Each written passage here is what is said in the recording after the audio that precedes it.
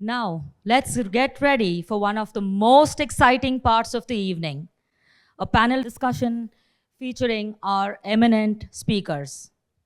We are honored to have with us a distinguished group of thought leaders and experts who bring a wealth of experience, insights, and diverse perspectives. They'll be sharing their views on the future of cardiology, a role of AI in healthcare, and how innovation is shaping better patient outcomes. Without further ado, let me invite our panelist, Dr. V.N. Shah, sir, senior endocrinologist and our medical advisor. Dr. Sunil Tanvi, sir, our esteemed chief guest for the evening. Dr. Neeraj Desai, a cardiologist and our strategic medical advisor of Angina AX. Naman, I would like to welcome you to on the stage, please. Thank you, dear dignitaries. It's a great pleasure to have you all on stage today. I would like to ask a few questions before we open questions to the audience. What more can be done to educate the public about managing metabolic and cardiovascular health proactively, sir? First and foremost, you see the scenario in the world market as well as the Indian scenario. More than 13% death in the world is the first cause of the death is a cardiology and cardiac arrest. Similarly, more than 27% in India young population, the death is more than 27%. Why? The answer is the Indian phenotype. We are definitely an Indian phenotype different than the Caucasian or the white people. We are in the central adiposity, central obesity, which mentioned by Mr. Naman also, why it is to be, because we are not considering it. We are having the thin fatty Indian level because we are looking thin in comparison with the Caucasian people. And we are, besides that also, very big fat mass. Genetically, we are prone for the diabetes as well as the metabolic diseases at a lot. And that's why it is a non-alcoholic fatty liver. Here, we are not using everybody as an alcoholic point of view. Since the central obesity, lack of physical activity, and now the culture of the fast food is increasing, it leads to the permanent cardiology problem. So ultimately, all are related to the metabolic problem. What is that? Hypertension, non-alcoholic fatty liver disease, then the central obesity, not in as a Caucasian people are having the overall obesity, and which leads to the number of problems in the life. I'm seeing number of patients as a diabetic point of view. I'm telling you, once the patient is coming as a new patient in my office, 60% patients are having the early CKD, chronic kidney disease. Out of this, the chronic kidney disease leads to the cardiac failure and cardiac arrest, and the cause of death of the all CKD patients are of the cardiac arrest. So this is the problem. Similarly with the NAFLD, non-alcoholic fatty liver disease, which leads to this problem. Hypertension, even WHO told number of times, check your blood pressure. It is not costing a lot. And at least how many persons are noting their blood pressure every day or even fortnight? And according to the WHO, the statistics are, the person is having the 30 years of the age, 30% of the population is having blood pressure. Even person is having the 60 years of the age, 60% of the population is having the blood pressure. So ultimately, all the metabolic problems lead to the cardiology problem, and that's why this AI solution is needed. He has mentioned rightly, we are not having that doctor population to cater this kind of the patient and early identification. So ultimately the change of the lifestyle and this kind of the AI solution, which is going to help at least patient at a large. And I think so we have approached, myself and Naman also, to the government of Gujarat, and in future also we are, because ultimately our aim to reach to the common man and early identify the disease, and how it is possible, it is there. And then once they are coming and they are saying, I am having a risk factor, then they automatically the life changes will be there, and ultimately we are going to save the lives. In the COVID car also we did the number of programs and number of, and fortunately also in our country we catered a lot because we were not having that kind of the at least the system which we can cover the 140 crores of population. But this kind of the at least IT solution, this kind of the intelligence programs, and it was a dream of Naman. I joined with him, whole team, yourself is there, Dr. Nish is there. All over it, number of patients we have collected and lakhs of data we have collected. And out of that, we are having the pilot study. And this pilot study, we have identified 68% people are not knowing they are having the cardiology problem. So it is not something post-COVID or vaccine problem, but we are not identify early this problem, and that's why the cardiology problem, sudden death, or the some angina problem and angiography and angioplasty, and ultimately we are land up with a lot cost. I think so in the world market, trillions of dollars, the cost of the therapy is there, plenty of at least human hours we are losing, and plenty of, because in our, we are not having insurance. Hardly only 20% people population are having the insurance over here. And this is the problem with our country, and this kind of the solution. And it was in Naman's mind, why not the India first? It was observed by the even Week magazine in America that this is the kind of the solution India needs it, and I'm saluting for that, Naman. We are coming out, and I think so we will have the future, and coming 10 years time is for this kind of the early identification of the disease, and we are going to save lot of lives. And for that, I'm giving the compliments to the Nirav.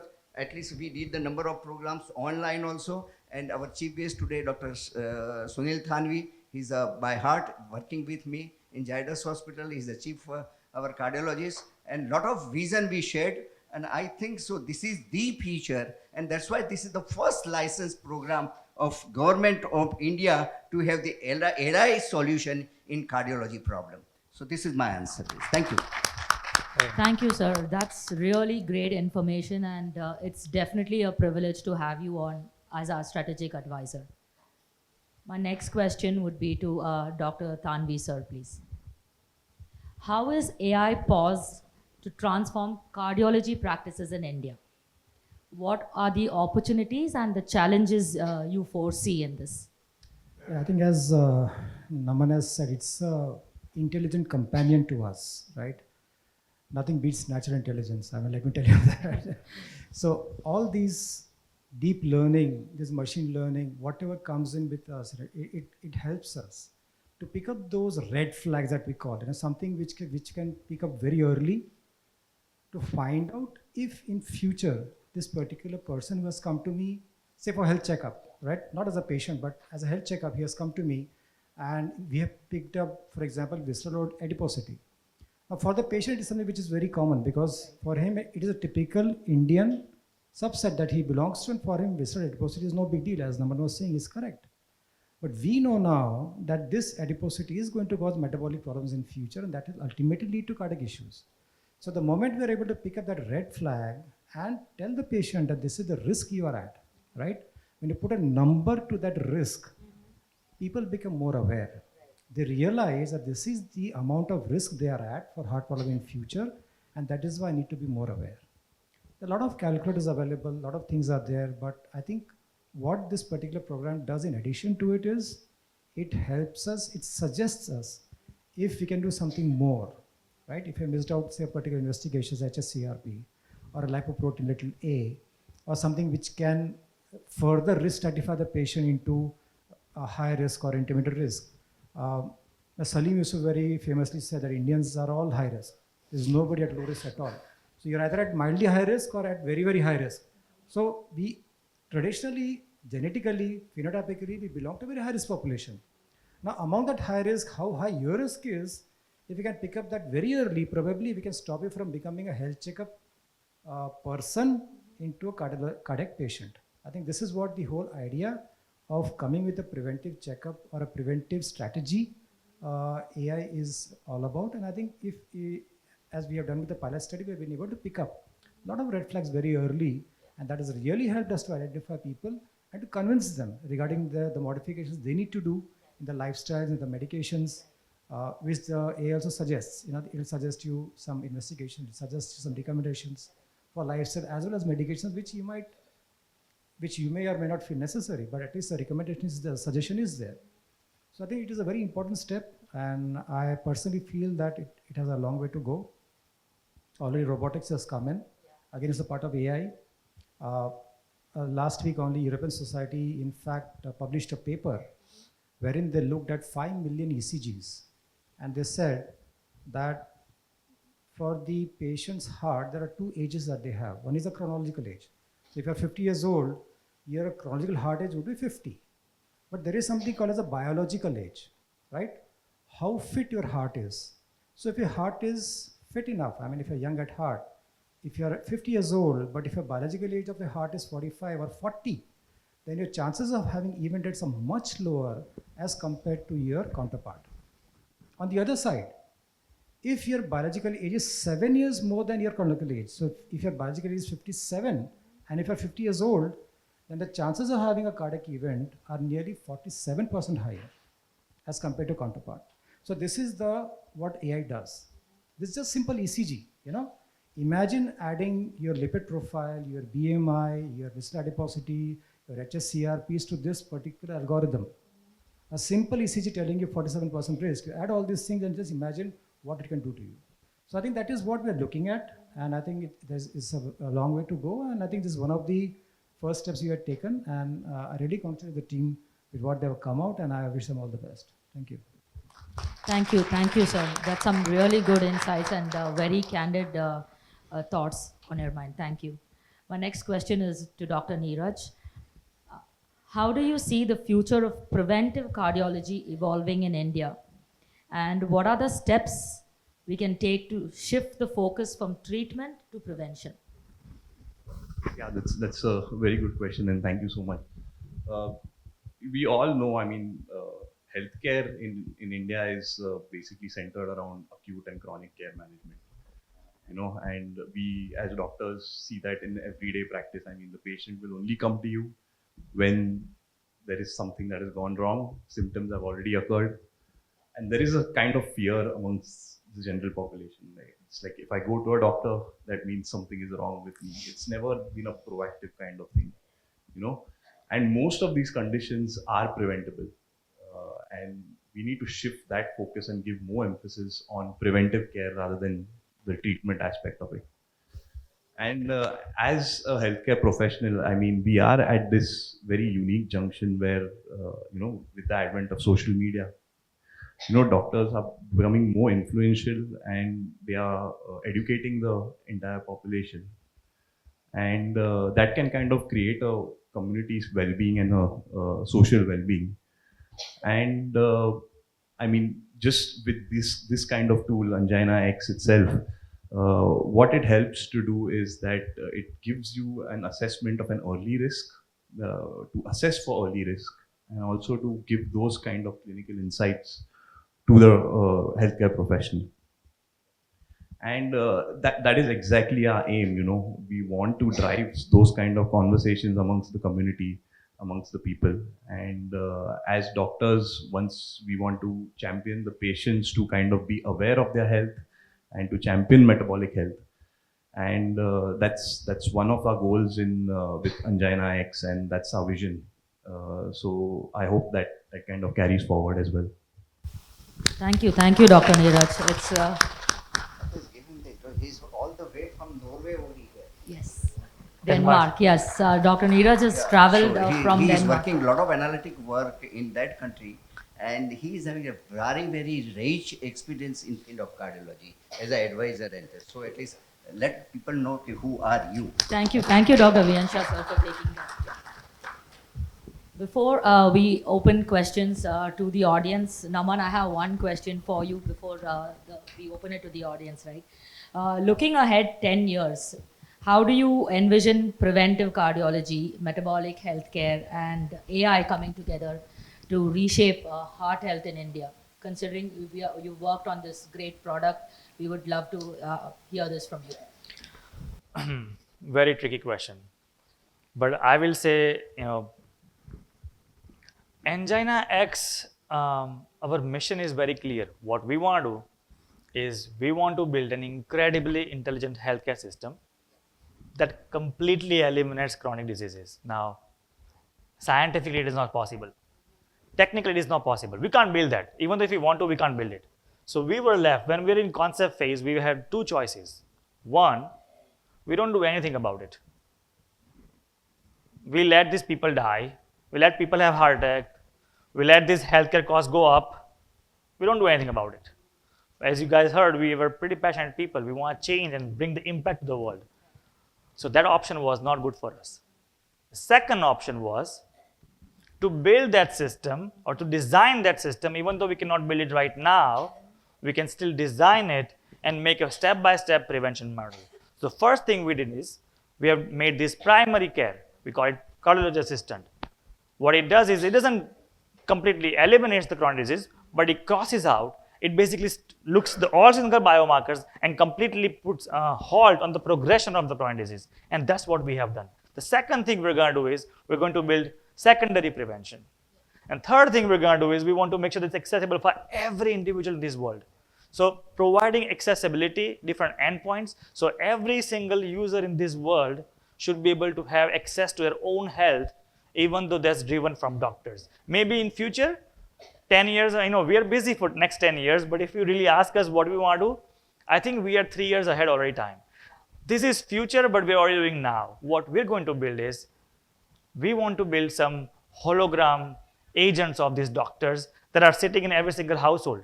Maybe patients do not have to go to doctors for primary prevention. Doctors can be busy on acute care for more firefighting situation, where doctor's agent, AI hologram agent, can look at those patients at home for primary prevention. And maybe doctors can open those FAs. There are so many possibilities. I can talk for an hour, but let's just hold for right now. We have a clear goal and we'll be busy for next 10 years. Awesome. Awesome, Naman. It's definitely a privilege to be on this crew. I mean, Naman spoke about the entire future of what we want to do, but one very important point that we want to kind of emphasize on is the adoption of this new kind of technology. I mean, doctors always have certain things, because I know I've been on the other side, I've been on the same side of the table. It's about adopting this new innovation and technology. It should not be cumbersome. It should not be that the system has to be relearned. It has to be integrated into the current workflows of clinical doctors. And that is what we want to achieve with this. I mean, that integration has to be very seamless. It should be as invisible as just getting some new photo frame in your doctor's office, and that is very important. It should not be that you have to relearn a new system for better patient management. Even though it is efficient, it has to be integrated into the current clinical workflow. So that is what we aim to do with this. Yeah. Absolutely. Absolutely. See, just to add one more point, this AI, it's really hyped up. Everyone is going to use AI, okay? It depends on what kind of AI that you're using, right? And the second thing is about adoption, whether doctor wants this or whether doctor doesn't want it. It is still going to be the future. It's like computers. When computers first came, all the accountants went crazy. They had questions, they had doubts. They didn't know, they thought as job eliminator. Only until after few years, accountant realized that it is going to bring more revenue to them, more client, it's doing more efficient job, and now they can do much more better job. Computers was the era, AI is the new ocean that we have discovered. Now it is going to give us endless opportunity to create more solutions, more tools, and most importantly, is going to impact people's life. And that's why it is important. Amazing. Yeah? Great, Naman. I have one last, this is a personal question. So tell me, what was your driving force? I know we've spoken about this on the phone, but I would love for the audience to hear, like, what was your driving force? What made you think of AnginaX and working with such great thought leaders day in and day out? You have a great team and a collaboration across. So tell me, what made you think of AnginaX, Naman? This was not scripted. I'm going to talk about it now. Scripted, yes. May 3rd, 2023, I was in California, and 3 a.m. my brother called me and he said, "Our dad got heart attack." It was surprising for us. We didn't realize that it was 3 a.m. at night. Any individual at my age living away from family, and if the call rings at night, we have this anxiety coming in our mind and we anticipate the bad news. That day I realized that something is big miss. I was in the flight for 14 hours until my next halt, and I realized I have no idea what's happening to my dad. I had no news, and all I was is in. I was not sad. I was not even worried. I was not upset. I was furiously mad at myself that I have built so many products for big tech companies, but there was no such product in healthcare. Healthcare has always been looked at last. And this is what I want to change. So when I arrived to Ahmedabad, and I realized that my dad's previous reports had no markers, there were no elevation, and he had every month or every 6 months some clinical tests done. Cholesterol was fine, hypertension was fine, lipids were fine. How do we find out? There are so many dads out there, and every one of us, whether it's our loved one, our kids, and it doesn't have to be age appropriate, but it's just all missed. And it's because all the tools that we have right now outside in the other countries, those are not calibrated for Indian population. We really have to bridge the gap between science and medicine. Even though there is a bridge, we have to merge that science and medicine together to be able to better assess patients and also empower doctors. So now, right now, doctors are saving hundreds of lives. Okay, doctors are our hero. It's we as potential patient, I would consider doctor as my God. So when I go, I'm completely putting blind trust that they're gonna magically fix something in my body. But now it's time that we make our doctors from hero to superhero, so they can save millions of lives. Thank you, Naman. Let's open the house for questions. What is the principle of this AI thought process? Is it the alternative to the pathology test which we are normally doing it? Because right now we are into pathology lab for every 3 months or whatever. So what is the difference as compared to that? Because you are talking about angina, that is something different. Is it on BMI? Is it on something else? That's what I want. You want to cover it, or I can cover it too? You can cover. You cover. I'll figure. So, I mean, that's a very good question. Thank you so much. So, our main aim was to kind of cater to the Indian population. Of course, we are going to take all those parameters into consideration. Right now, I mean, we are building on the EMR system, but as you said, all the pathological investigations are going to be integrated into the system, and the system is going to learn from that or provide the output based on those risk factors along with certain historical data of the patient and lifestyle features as well. So based on all these particular risk factors that we have kind of identified, we want to give out that risk assessment for the patient as also and just a follow up to that, also give recommendations based on those risk factors. And any additional tests that need to be done will be based on those risk factors and the clinical history of the patient.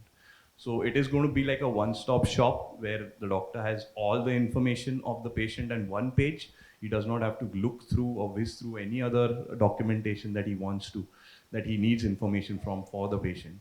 So it's going to just make it much more simple, so that it takes into consideration all the information that you have just mentioned, as well as additional clinical information and his lifestyle indications that need to be changed. So yeah. So if you want to go to the masses, like in the village, if we do, check up the blood sugar and all. In villages, we see more than 40% or 50% are bad. Now we are concentrating the idea of how to cater to the village people who are not equipped with that kind of a thought process. So they should reduce the sugar or whatnot or whatever. And how to follow that. That is also based on the data, historical data as well as the data from onward. Now how do we go about that of preventing not us, the city people, but the village people? 50% of the people are diabetic. Okay, so I would like Dr. VN Shah to answer this question on the diabetic front, but on the data aspect, I will get to that. So, sir, would you like? Very good question, Bharat bhai. But first and foremost, let me at least notice, Dr. Samir bhai, you are welcome. I'm noticing you are there. Dr. Tarun Dave, both are the senior cardiologists of our state of Gujarat. They are both are there. So I'm at least taking a note of that. You see, first and foremost, now the urbanization is there. So, and previously what happened, the urban people were having the diabetes and blood pressure and whatnot. But now in the villages also the fast food culture is going on. Stress is going on. People are not doing the physical activity. People were doing the farming and all whatnot. Now they are having all the technology and tractors, and they are having the supportive staff. So ultimately, this program is to be governed by government, then and then we are going to percolate to the district level and then the village or the taluka level. And that is the ultimate dream myself and Naman saw in this dream. So ultimately we have approached the even government also. So once this kind of the program is successful in the hospital module and even in the clinics, we will have the at least strong parameters as far as the database is concerned. And once you are there, then we are going to approach the government with the minimum, because you see plenty of thousands of crores the government of India as well as the state governments are spending for the health. But what they practice is ambulances, then clinics, then the salary of the staff, the paramedical staff. Once your kind of the gadgets are we are installing, because it is not costing a lot.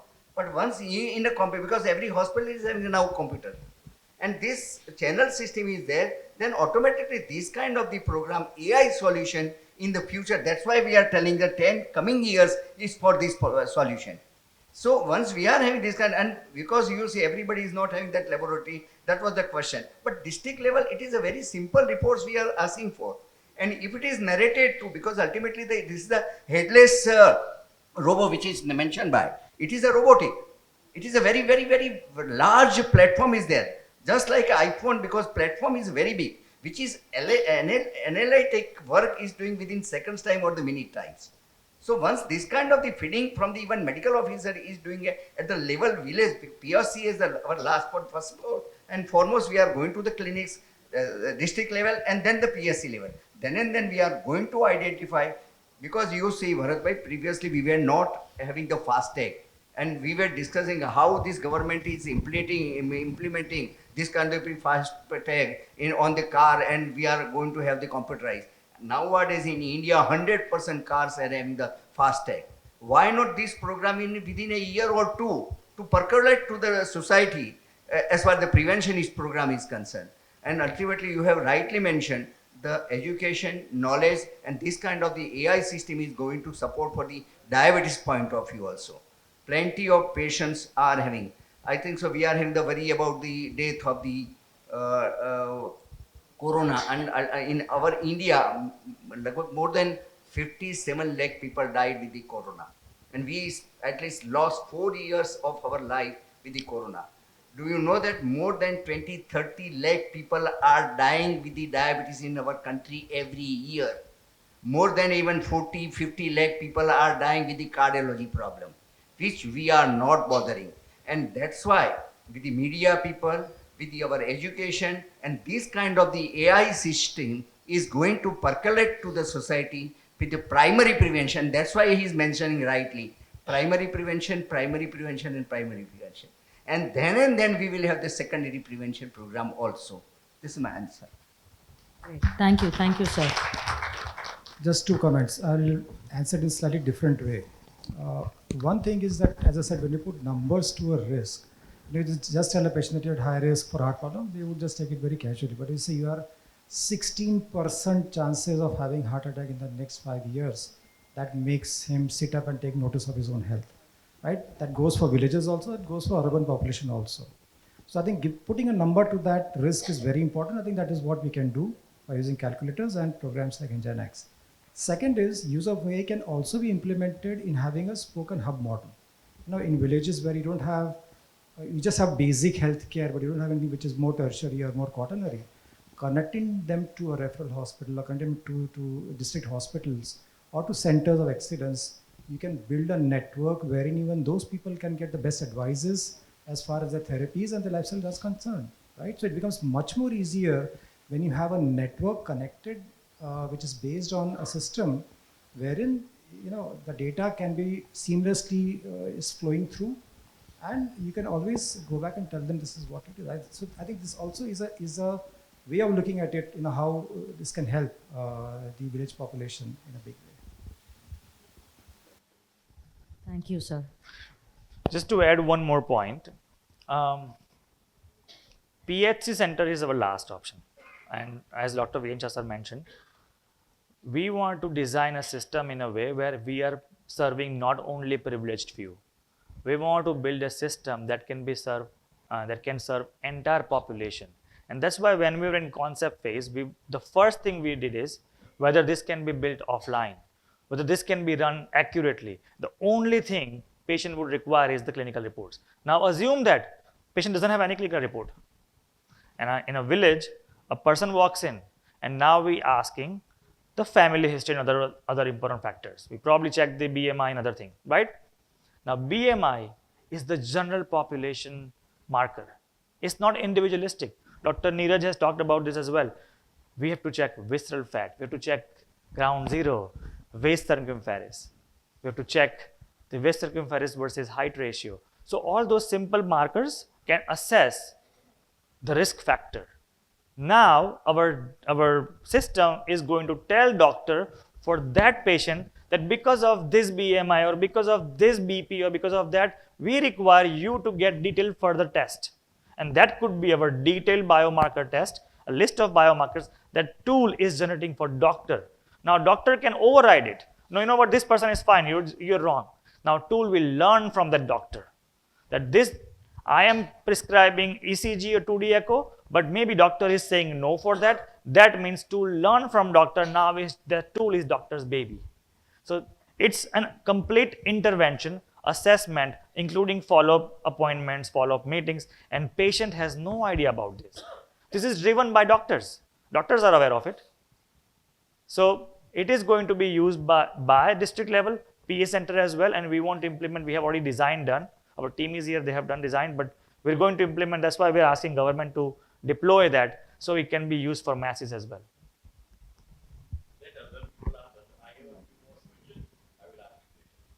Sure, sir.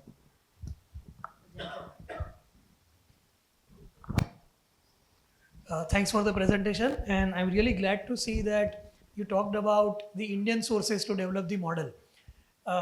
Because so far we were obsessed with Framingham Heart Study and related data sets. So kudos to you.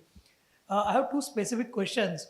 Would it be possible for you to walk us through about the journey of the training? How did you train it? The type of data sets? And the next is, you must have a test set. So what was the performance metric on the test set so that we would know the performance of the model? Thank you. Great question. I will briefly tell you how we built it and what are the data that we use.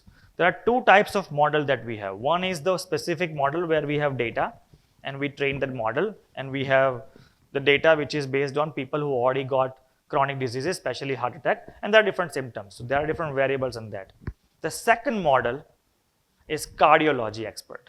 We trained that model cardiology. We merged them together and put under generic AI model.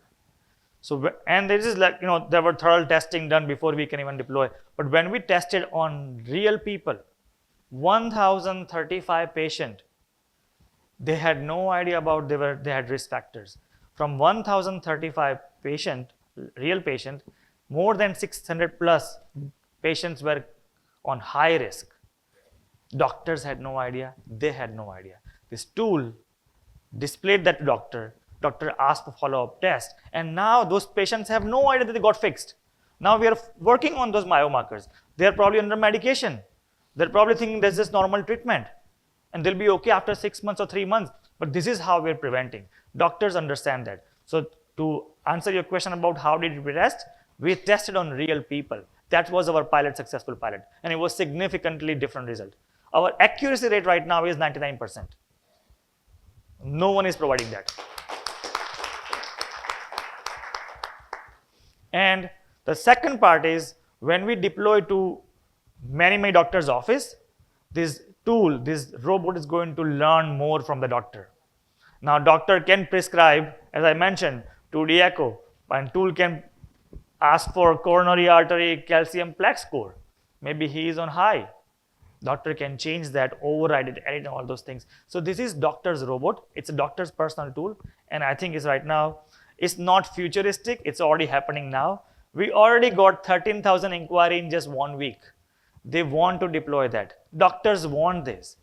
The second thing is doctors another avenue as well. Doctor now can see more patient without spending more time on it, and it's also giving more organized manner report. So it's helping doctors community. It is to empower doctors. It is exactly to empower doctors. That's our goal. Thank you, Naman.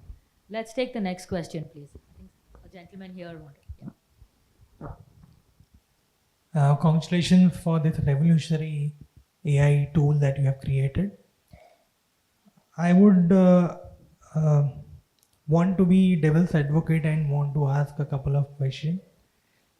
You know, while I understand it's an amazing tool, but we see in Ahmedabad, India, where the cost of running a hospital is so high, where doctors, and hospitals try to cut corners as much as possible.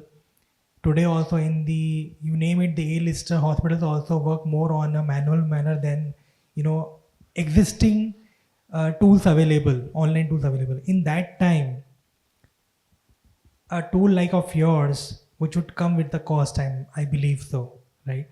So what would be that cost, and secondly, how you will make first the doctors and the hospitals understand that, they can actually afford this, and secondly, how a patient would be ready to pay for this cost, if at all he or she has to. One is that. Second is, this I understand from the cardiology point of view, but are you also going to add other verticals like neurology and so on and so forth? Okay, I can answer and then you can. So we are not public serving company. Okay, we are corporate. We're building tools because we want to, and we build tools to serve people. And your question was not devil's advocate; it was pretty right question. But I'll just answer correctly exactly how you want to hear. There are many tools available in big hospitals. There are no tools available in small clinics. Small clinics have computer system, and those are just strictly database, right? They don't require internet, for example. Our tool is cloud-based. I don't want to call it tool. It's a system. It's an entire system that can be used by any kind of clinics, but it's running from cloud. It requires internet connection. So it's for doctors and they require internet connection. The second thing is we're not charging patient. In fact, I can take this opportunity to announce that we have talked to government and we said we will only charge those people, district level people, rural area people, only 108 rupees per year. 108 rupees. And the reason is, so they don't have to dial 108 for an ambulance. That's our mission. Now, obviously, we'll be charging from government maybe, or we'll be charging from clinics and hospitals. How it's going to benefit doctors, that's the question. Our cost is still is not disclosed yet because we're still giving doctors 30 days trial so they can try it out. We don't doubt once they try it out, they'll probably want to extend it as well. But the cost is going to not that big for doctors because doctors gonna increase their revenue. They're going to be able to see more patient. Our goal is we're declaring that doctor can see more than 30 patients per day if they're seeing right now. Even they see one more or two more patient, they'll be covered with the cost. So it's not to generate revenue. Obviously, we are corporate, so we need money to fund our mission. But our prime goal is to serve people. How can we bring more solutions to end users? And that's why we need to empower doctors to be able to do that. There is no cost for clinics. Clinics don't have to pay for infrastructure. We have clouds that we use storage, and that is our cost. We haven't disclosed yet about whether we're going to charge that hospitals or clinics. It depends on number of patients. So we have a group, but initially we'll be giving about certain GBs free storage for those doctors and hospitals as well. The only cost would be to use it. It's a pay as you go. It's like a, your social media account. You log in and you have it. You like it, you use it, don't like it, throw it away. It's that simple. It is exactly how that simple. You use your own computer, you log in, and you have entire database of your patient driven from cloud. It's secure, and we did get our CDISCO certificates as well. So it's the class B category because it's driven by doctors and it's for the patient. Now my question to BSN, if you were to go for the whole of the state, and all the PhD centers, if you were to cover all the PhD centers, what would be the cost part of cover that? We can work, we are working together. We can work for CSR to establish this kind of a structure. If it is possible to be a good structure like this, then we can work on that down, and CSR can take over to different villages. So, First and foremost,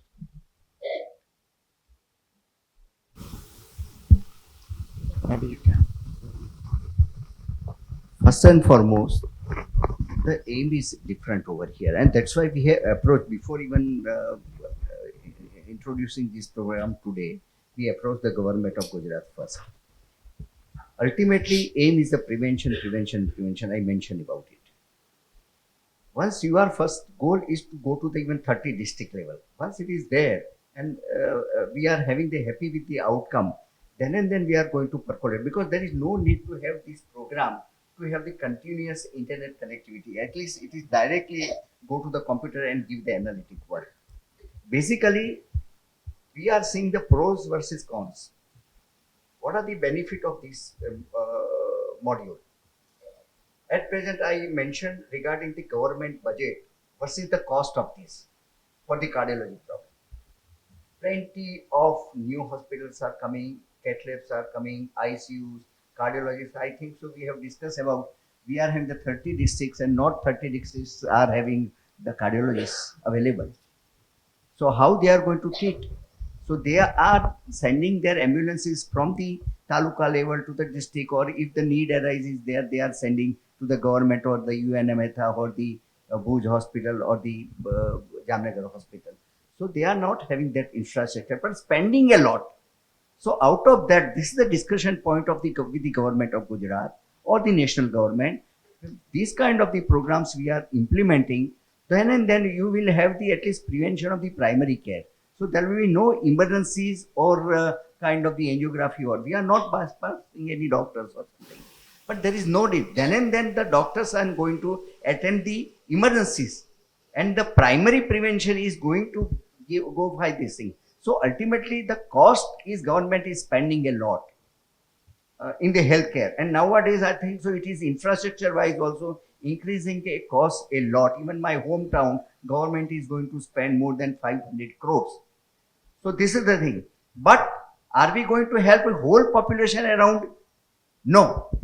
So it is not that sufficient. But once the government is spending a lot, so how we are going to at least work together and have the at least understanding and reaching to the common man at the district level, and then in the future primary health care center, because availability of the doctors are not there to identify such patients. And this is the at present scenario. And in the state of Gujarat, I am telling you. why do we need to have a doctor there? No, but who is going to give this feedback to this AI module? It is by the doctor, no. So doctor is the first tool. Doctor is the needed. We are not never asking the doctor's bypass. It is the doctor's tool. Doctors are going to help by this tool, and they are going to identify, and it is a modifiable. If doctors is module is asking this thing, if the ECG is needed, he has mentioned the calcium score is needed, and we know that the new guidelines say if the calcium score is high, patient is at having a high risk. So all the doctors are knowing this thing. So this is the module driven by the doctor and for the doctor. This is the answer.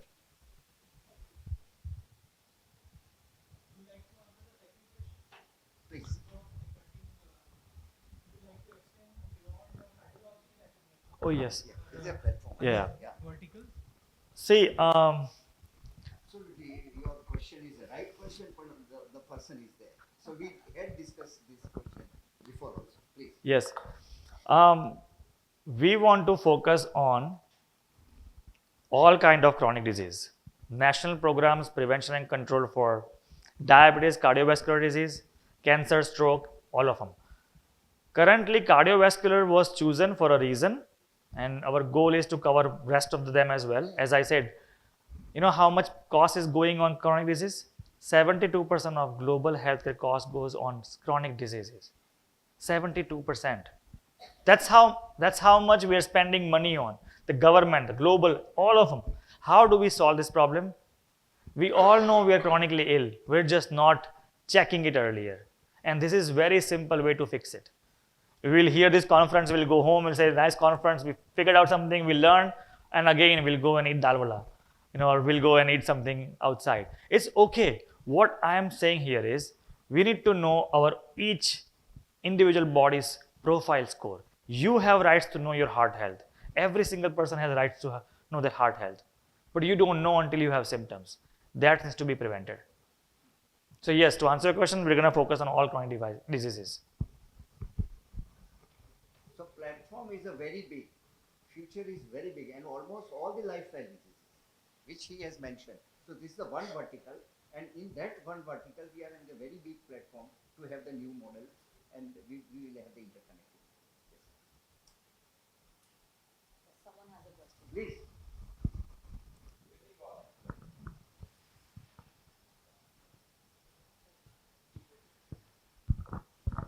Can you please elaborate how many basic parameters we need to enter before getting the analysis? Because you said it is a result will be analyzed within a seconds, but we need a time to enter the data. This is a real problem. So how many data, and what if there are not sufficient parameters available with the patients? There will be error, it will be inconclusive, or we need to minimum data we require to get the results.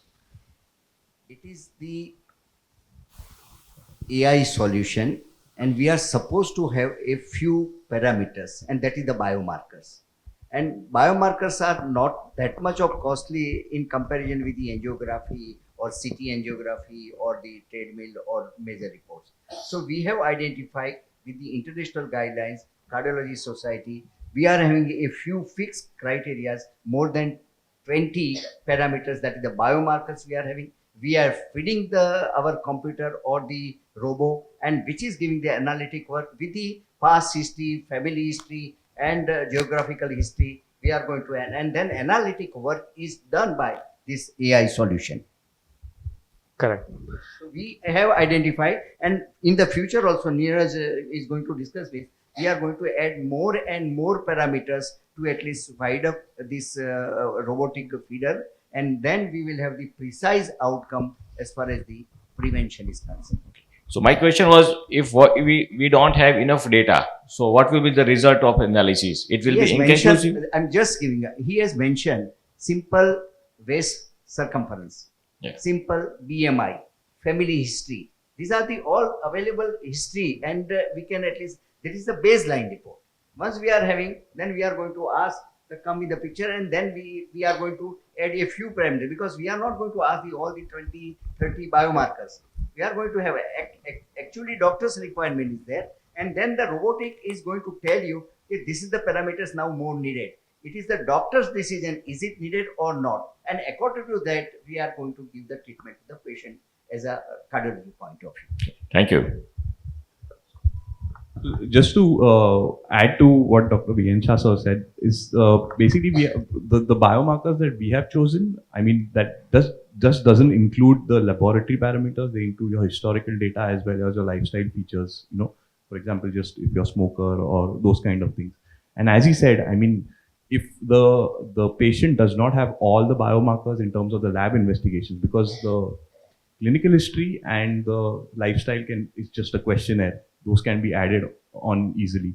It's just on the context of lab parameters. If that is incomplete, it is fine. We give a preliminary risk score, and we ask, and the doctor makes the decision whether this is enough or he requires something more. So ultimately, it's the doctor who's taking the final decision as to what the patient has to undergo following that. Yeah. Yeah. And just to add on, sorry, please go ahead. No, you please go ahead.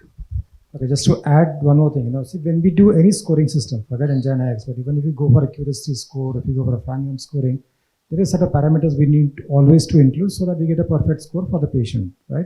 So I think this is a part of the process. If you don't have those reports available, you can maybe get it done. Or if it is a very remote area where it's not possible probably, the basic parameter that you're feeding will give you a suggestion that this is what is missing, this should be done, and this will add more teeth to your data. So that is what it is going to do, So if you're not able to get them done at that point of time, probably suggesting to the patient to get it done would make more sense and would help the patient to further sort of fine tune or risk stratify them in a much better way.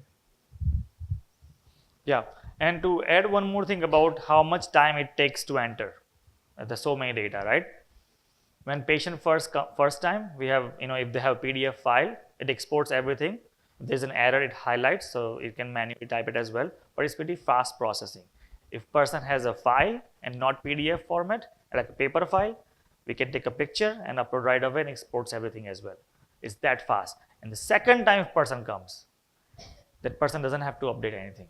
Everything is by default filled by just a medical record number. And then you can just update whatever is missed.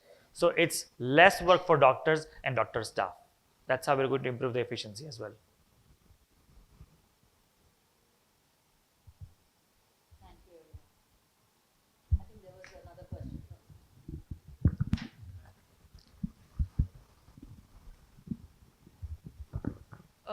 So as you mentioned that, like I think Dr. Viencha said that, if the calcium, like I'm just giving an example that the calcium, now according to new research, if the calcium score is more, there is high risk.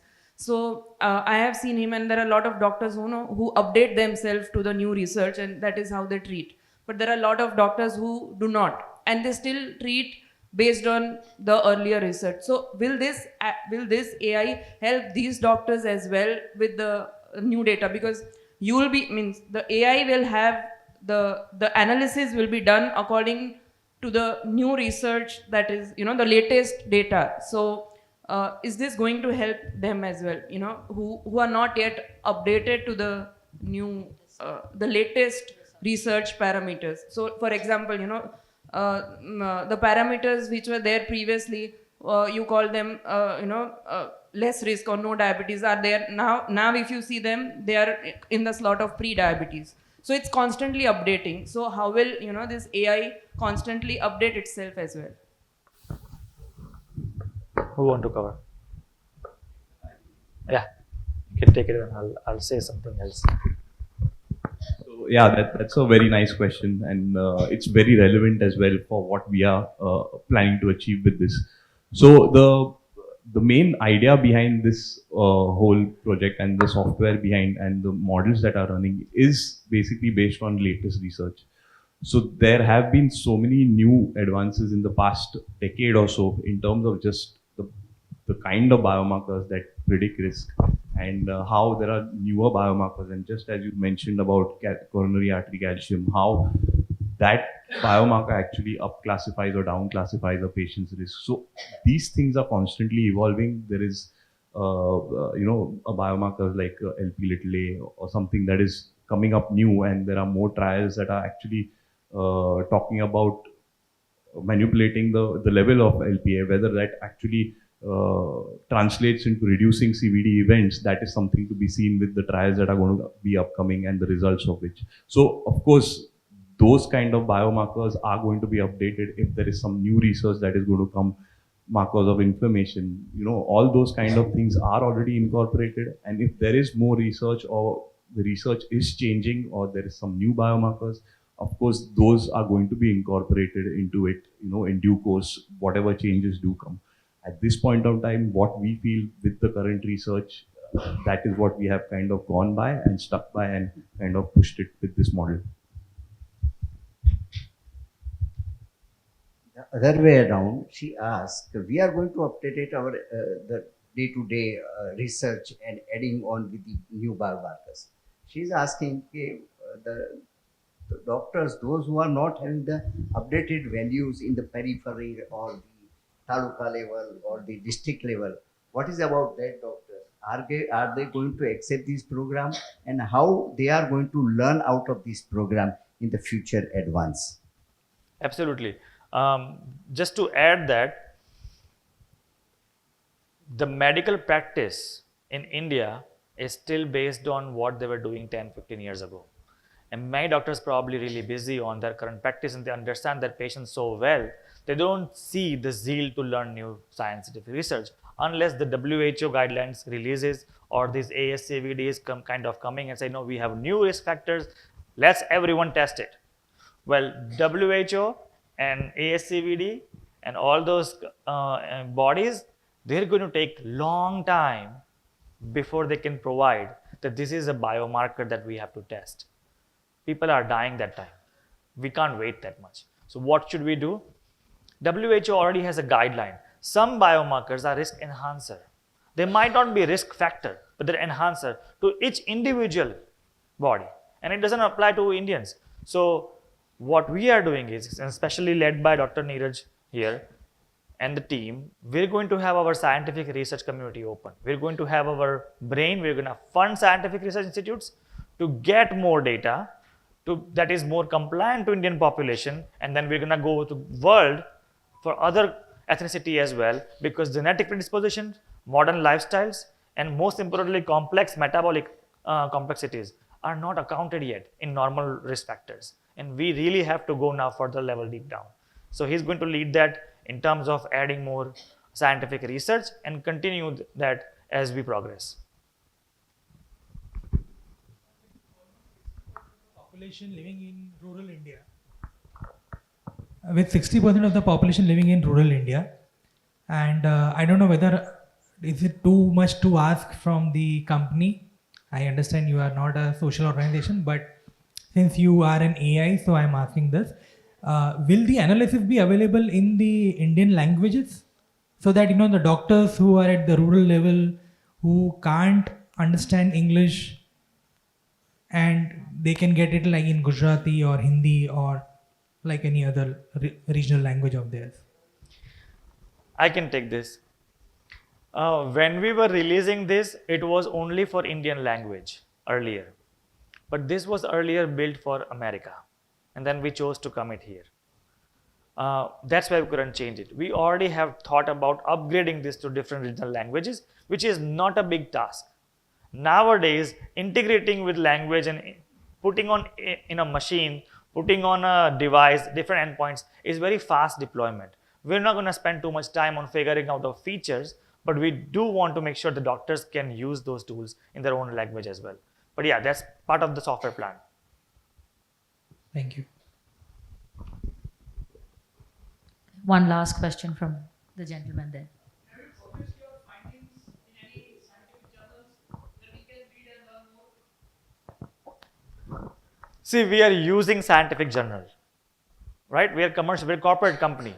We are not publishing our scientific research yet. What we have done is we have used specific scientific research that we think that have weighted system. And that's how we have used our system, our model that way. So we are not publishing yet, but what we can do is we have a plan. Once we have data available on real patient, that's how we're going to publish on the scientific research, how these biomarkers are helping. Currently, we are keeping it limited to only doctors. We want doctors to evaluate for first 30 days and see how it works. We want to collect their feedback as well, probably improve and do something differently before we can publish for mass people. Thank you. I think we are done with questions. Thank you everybody for taking those questions and answering them for us. Anything, I think the team is done. And would you like to say something, Naman, before we close? I do want to say, without the help of Dr. Viensa sir, Dr. Neeraj Desai, the entire team of AnginaX, Amit, Mahati, Anant, whoever couldn't join today, we would not have made this possible. And thank you everyone who have put their heart and vision and effort to build this something which is going to revolutionize the healthcare industry. Yes. And thank you, Naman, for making this happen and you being the driving force. It's a great privilege to be on your crew. Thank you.